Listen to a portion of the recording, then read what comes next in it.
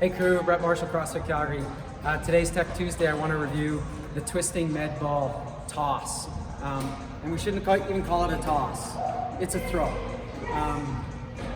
So we regularly use this movement in our WODs. And I just want to review what the intent of the movement is. So it's a core to extremity movement, which is an element of functional movements as per CrossFit. But where we kind of get sometimes a little bit confused is we normally use sort of 20 and 14 pound balls in terms of wall balls, med ball cleans. So often the work that we're doing with the medicine ball is in those load ranges. But that's very different from when we're trying to release an object and create speed sort of at the terminal end of the movement. So I'm going to demo a couple of med ball throws, twisting med ball throws into the wall. And what I want to be of note is just simply the fact that we're initiating a movement through powerful but technically slow muscles with high torque, and then we're moving to muscles that are smaller but are technically quicker with low torque. So think of this as though we're throwing a baseball. There's a reason a baseball is the weight that it is. You can't load a baseball and then go core to extremity and throw a loaded implement like a baseball. You can't throw a shot put, think of that. I know a shot put is a throw, but it's not thrown mechanically like we would throw a baseball. So, and this is actually heavier than a baseball.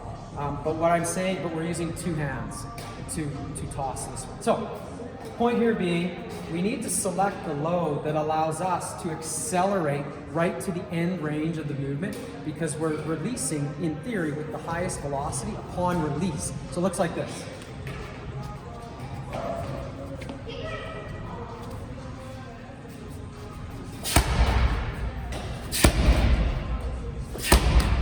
So on. We'll do a couple from this side just so you can see various angles. We do it both sides.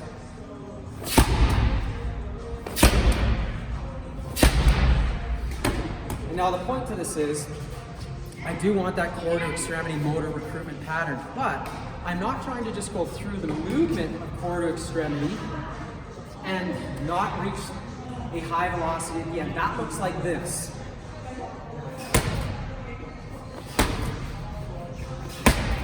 And so on. So sometimes what we see at the end of workouts is almost regardless of the weight that's being picked. This was a 10 pound.